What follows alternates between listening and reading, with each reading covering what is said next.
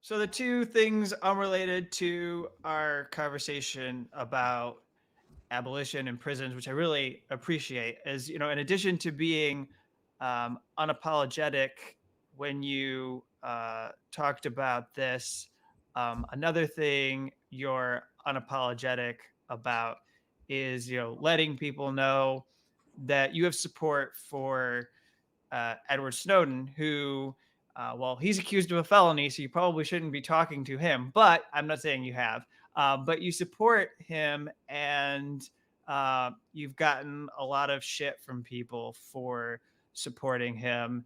But you take this about as seriously as you do the views that you've developed on prisons. And I guess I just wanted to give you an opportunity to say what it means to have support from him, given all that he's been through. Right. So he's pretty much said as much to my mother that we will not have a conversation for my safety. But I do support him because it is this huge, the same thing that the government did about aspects of my personal life to make me seem dangerous and mysterious is what they did with the entire debacle of how he got stuck in Moscow. Yes, he did flee because of what he had, knowing that he would be in prison for the rest of his life under the Espionage Act that we've already seen. There's never been a fair trial under this law. And so, yes, he was trying to go to Ecuador. And that sounds a lot less super scary spy shit than Moscow. So, first of all, Edward Snowden was fleeing to Ecuador. Nothing, weird about that, which is what a lot of people do. I know several hackers that have been to Ecuador, and then once they come back into the United States, that's when they got caught. So he fled because he was facing life in prison or worse. I didn't flee because I didn't want a life sentence away from my family. Even if I had gotten all 10 years, I would have done 10 years in prison and had my family. Because that was the worst thing they could have done to me. I wasn't facing life. He did not flee to Moscow. He applied for Russian citizenship during COVID because everything was crazy then, and being a citizen had certain unalienable rights and perks, and his child is a Russian citizen. So both he and his wife have applied. Okay, the same way you get citizenship in this country, you raise your hand and you say Pledge of Allegiance or an oath or whatever. I mean, to say that means he swore an oath of allegiance to Putin is just fucking crazy.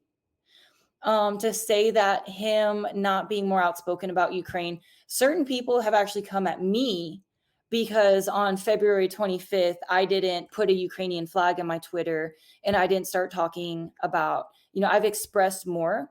And I will say this, Russia has committed war crimes in Ukraine, and the only negotiation is Russian unconditional surrender. Okay. But for me to keep speaking about it and to keep saying the Russia word only puts me in deeper shit with the DOJ. Like, it's kind of understood. Like, it's like Pee-wee's Playhouse. When I say the word Russia, all the furniture starts screaming. Like, I'm not supposed to say that word, even though this is completely unrelated to anything else.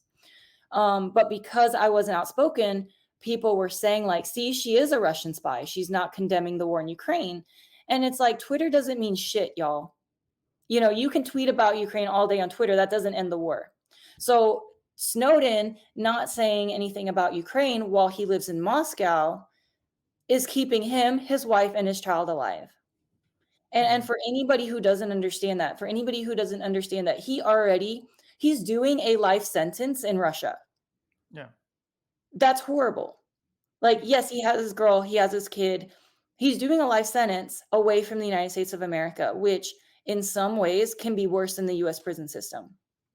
Yeah.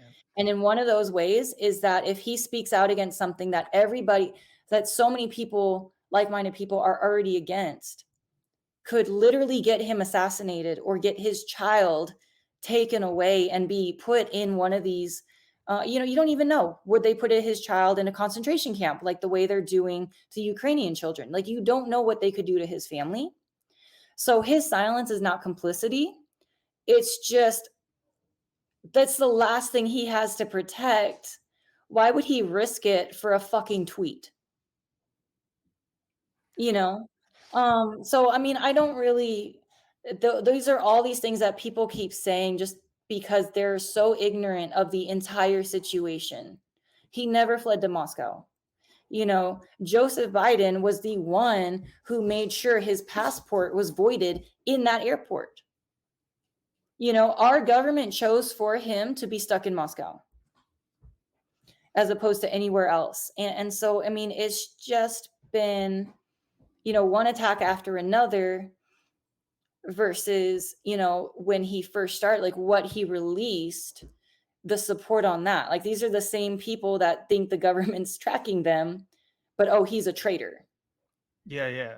Well, I think it's important for people who are like you or Snowden to have each other's backs. And I think that removes some of the ability of the government to be able to get away with a lot when it comes to trying to punish and retaliate and silence all of you. And so it's a big deal. And then that's why I think we sometimes see you and others pit against each other, and people like to pick their teams, and I think that only just makes it easier for people to get punished unfairly with the Espionage Act. I think it means a lot to me, more than what Edward is doing or what Edward Snowden is doing as a citizen in Russia. It means more to me that he can't come back to this country. He doesn't feel safe to come back to this country and stand in a courtroom and do what he says he's willing to do, which is tell everyone why he released documents. Something that from your own experience, you weren't able to do that. You weren't able to do that. You had to plead guilty if you even wanted to get close to saying anything related to your actions. Um, so that brings me to the last thing I wanted to ask you, which I find pretty interesting, is that if I get this correct, you've been reluctant to say that Donald Trump should be prosecuted with the Espionage Act for having classified documents in his possession, given, even though that's something that we're hearing from a lot of people who um, had supported you, even who are sort of invoking your case as like a reason why Donald Trump should be prosecuted under the Espionage Act. I just was hoping you would say a few words about that. Right. So my case was so one of the reasons why Ed isn't coming home is because 793E of the Espionage Act is willful retention and disclosure of national defense information. It's vague, and it's one of the few laws where criminal mens rea or criminal intent is irrelevant. In my case, even though I wasn't allowed to make a public interest argument, and I was treated very harshly, I willfully retained and disclosed what the government declared to be national defense information. Did we try to use the former classification czar, Bill Leonard, to argue whether or not this was national defense information? Absolutely.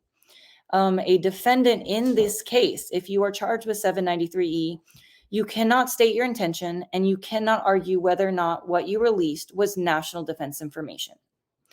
It's a problematic law. But as the law was applied to my case, they had the retention. I told the FBI I took the document. They have the disclosure. It's not specific whether or not you disclose it to a hostile foreign nation or you disclose it to domestic journalists, which I did. All I did was disclose it. And so according to 793E, I committed one count. It was very clear.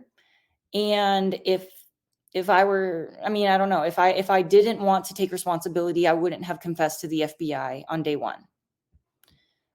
So for me, my case is very simple compared to the documents found at Mar-a-Lago, simply because whether or not the DOJ is releasing these details or not, which I would imagine that they're classified, who knows if they were disclosed, like where is that? That part of the investigation, once there is an indictment, or if there is one, that will be released. But it's not as cut and dry, and there's still documents missing. And again, I don't want this law, this 793E, to be strengthened. I don't want it to be made more broad. I want it to be made more specific, and to actually include that it must be done with the intent to harm the United States national security, disclosed to either an ambivalent or a hostile foreign nation. And I want a legal definition for what national defense information means, because everybody says there's classified documents. Not all classified documents are national defense information. And there's no legal there's nothing out there that can determine what that means. So if you are the DA over, the district in which Mar-a-Lago is contained, and you're looking at these, however many hundreds of the thousands of documents found had the top secret or secret classification marking, it is up to a local DA in the Department of Justice, not in the Department of Homeland Security, not NSA, not CIA, not the Pentagon. It is the DA's decision if this is national defense information. It is somebody who is not an expert on national security making that call. And if they choose not to make that call, that whatever was at Mar-a-Lago is not national defense information, then Donald Trump is not in violation of 793E. Now, I'm not saying he is. I'm not defending what he did. But what I'm saying is I would like there to be a much more explicit and much higher standard for when this charge is used, simply because once charged with 793E, there is no legal argument that a defendant can use unless they simply did not do it. If they did not touch the document, if they did not give up the document in any shape or form, you either did it 100% and deserve all 10 years, or you didn't. And that's why it's a problematic law, which is why I don't argue for it to be used against Donald Trump. We don't need another historical precedent set with somebody else being charged. And there's a lot of other stuff going on, and whether or not we charge previous administrations, and all the speculation. I find it strange that the intelligence agencies themselves, it's the National Archives we hear from more than anybody else. If this was the CIA's information, if this was NSA's information, their silence on this is astounding. They're not admitting loss of documents. They're not admitting damages done to sources and methods. Much like in my case, the NSA was very silent. And it was all a federal prosecutor grandstanding for a federal judge who had no background in national security. And that's, unfortunately, for a lot of people, needs to be the wake up in our federal system. The ball is in the DA's hand. And if they choose not to indict, you can't make them indict. Similarly, they can indict even if it's not appropriate to indict. Welcome to America. Some people get charged and some people don't. Yep. All right. Well, I really appreciate being able to talk with you about all of these important issues. Let me throw a fluffy question at you as we end. What do you think about the fact that your story is going to be a Hollywood movie and that Sydney Sweeney is going to play you? Is that something that sits well with you, or are you just a little bit like kind of overwhelmed and like, okay, I don't get that, but okay, that's happening. Yeah, it's a thing that's happening. And of course the producers are very nice. They want details about, and it's like that self-interest. Like, obviously I'm getting nothing out of this time, but do I want them to get it wrong? So both the Sydney Sweeney and also the one I'm really excited about is the one with Amelia Jones. Oh, okay, there's the other one. Yeah. Yeah, that one, the producers, I mean, have always come down to see me. Amelia came down. She took my CrossFit class because she wanted to learn how to gain muscle to look more like me. Um, they recreated my cube.